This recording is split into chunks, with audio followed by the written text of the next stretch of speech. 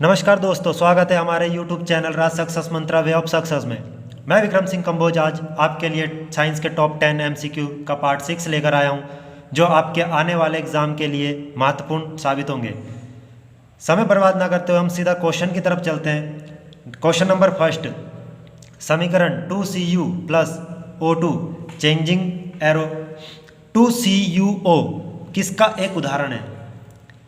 किसका उदाहरण है ये? दोहरी विस्थापन अभिक्रिया, संयोजन अभिक्रिया, अपघटन अभिक्रिया या विस्थापन अभिक्रिया। तो क्वेश्चन फर्स्ट का आंसर हमारा हो जाएगा संयोजन अभिक्रिया। संयोजन अभिक्रिया की बात कर लेते हैं। तो संयोजन अभिक्रिया क्या होती है? जब अभिक्रिया में दो या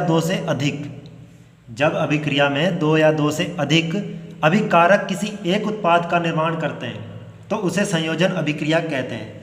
जैसे हमारा यहाँ इस समीकरण में दो उत्पाद क्या है? एक है कॉपर, एक क्या है? कॉपर है, दूसरा क्या है? ऑक्सीजन है। क्या है?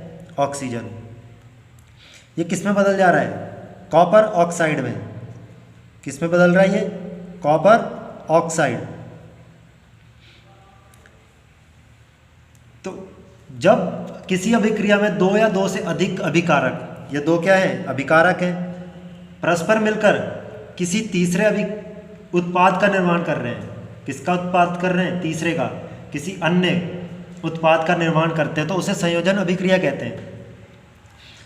क्वेश्चन नंबर 2, वह प्रक्रिया जिसमें अम्ल और क्षार मिलकर लवण और जल का निर्माण करते हैं क्या कहलाती है? वो उदासीनीकरण कहलाता है, विद्युत अपघटन कहलाता है, आसवन कहलाता है या हाइड्रोसिस कहलाता है?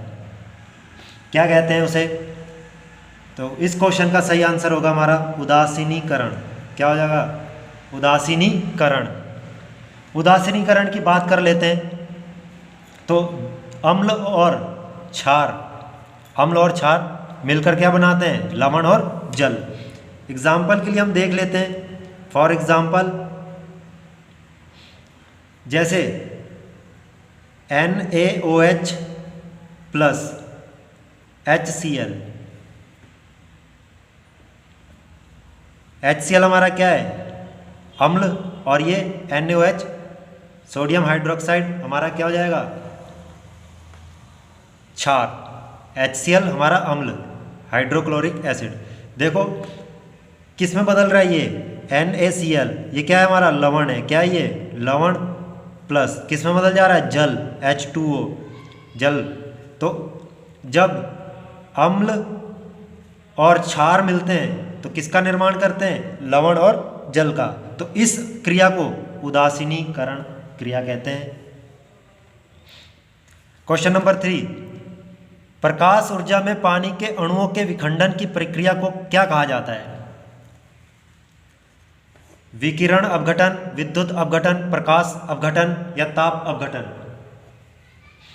तो इस क्वेश्चन का सही आंसर हमारा हो जाएगा विद्युत अपघटन। क्या हो जाएगा? विद्युत अपघटन। क्वेश्चन नंबर 4 की तरफ चलते हैं। एथेनॉल का क्वथनांक है?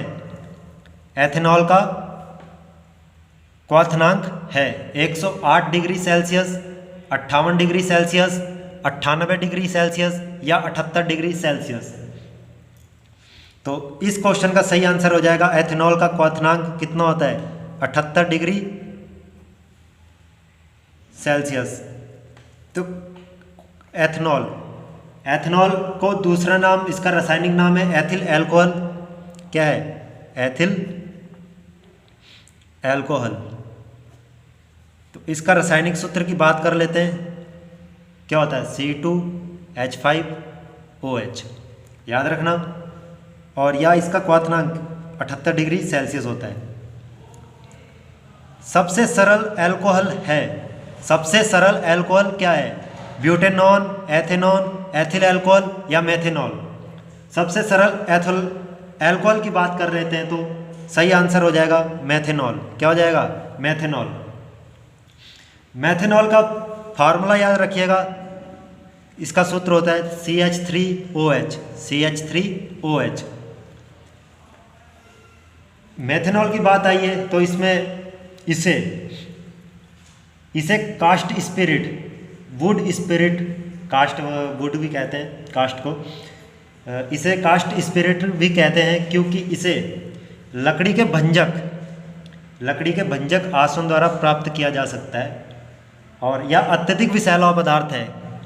क्या है ये? अत्यधिक विषैला पदार्थ या द्रव्य है,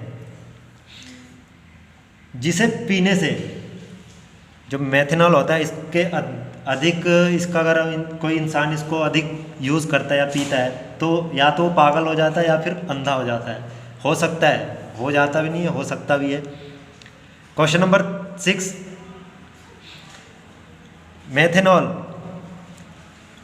एथेनॉल के एक अणु में कितने हाइड्रोजन परमाणु होते हैं? एथेनॉल के एक परमाणु में कितने हाइड्रोजन परमाणु होते हैं? 4, 5, 6, 7।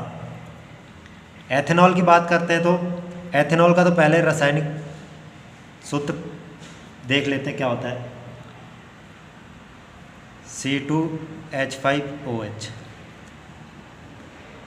अब इसमें पूछा है हाइड्रोजन परमाणु कितने होते हैं, तो हाइड्रोजन परमाणु देखो 5 तो हाइड्रोजन परमाणु यहाँ हो गए, H5 यहाँ और एक H ये, एक परमाणु ये, टोटल कितने हो गए? 6। तो इस क्वेश्चन का सही आंसर क्या हो जाएगा? Option number C, 6। Question number 7, glycerol का रासायनिक सूत्र क्या है? ग्लिसरॉल का रासायनिक सूत्र क्या है? C2H5O2, C3H7OH, C2H5OH, C3H8O3। तो ग्लिसरॉल की बात करते हैं। ग्लिसरॉल का रासायनिक सूत्र क्या होता है? रासायनिक सूत्र होता है हमारा C3H8O3। C3H7OH की बात कर लेते हैं तो ये होता है प्रोपाइल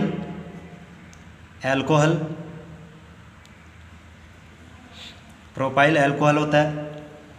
और C2H5OH एथिल एल्कोहल। इसको एथिल एल्कोहल को एथेनॉल भी कहते हैं। क्या कहते हैं? एथेनॉल। क्वेश्चन नंबर 7 की तरफ चलते हैं। 7 हो गया, 8 की तरफ चलते हैं। वेल्डिंग के लिए एथेनाइन और का मिश्रण उपयोग किया जाता है। किसका? एथेनाइल के साथ किसका उपयोग किया जाता है वेल्डिंग में? एथेनॉल का, ऑक्सीजन का, हवा का, कार्बन डाइऑक्साइड का। वेल्डिंग के लिए जब वेल्डिंग करते हैं तो उसमें एथेनॉल और किसका मिश्रण प्रयोग किया जाता है? एथेनॉल का, ऑक्सीजन का, हवा का, कार्बन डाइऑक्साइड का। तो सही आंसर हो जाएगा ऑक्सीजन का, क्योंकि ऑक्सीजन का ही प्रयोग किया जाता है, इसमें मिश्रण बनाया जाता है और वेल्डिंग की जाती है। C6H6 क्या है? C6H6 क्या है? हाइड्रोकार्बन, हाइड्रोक्लोरिक एसिड, बेंजीन या ब्यूटेन? तो C6H6, तो इसका सही आंसर हो जाएगा बेंजीन। बेंजीन का सूत्र होता है ये C6H6। बेंजीन की बात करते हैं। क्वेश्चन नंबर 10, बेंजीन के एक अणु में कितने दोहरे आबंध होते हैं? बेंजीन के एक अणु में कितने दोहरे आबंध होते हैं? 3, 2, 4, 1। पहले तो बेंजीन की बात कर लेते हैं हम। बेंजीन की खोज सर्वप्रथम फैराडे ने की थी। किसने की थी? फैराडे ने। रासायनिक सूत्र C6H6। और क्वेश्चन नंबर 10 में पूछा बेंजीन के एक अणु में कितने दोहरे आबंध होते हैं, तो हम इसका पहले फिगर के जरिए समझते हैं। C कितने? 6 हैं। C6 हैं।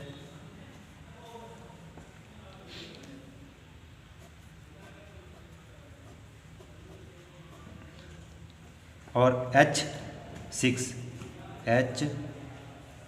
यहाँ भी H हो जाएगा, इसके साथ H और ये।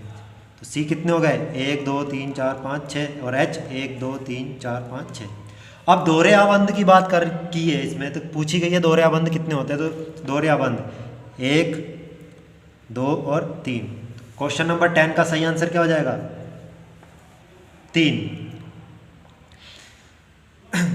और आज का सेशन यहीं समाप्त होता है। वीडियो अच्छी लगी हो तो लाइक और शेयर ज़रूर कीजिएगा और चैनल को सब्सक्राइब करना ना भूलिएगा। जय हिंद।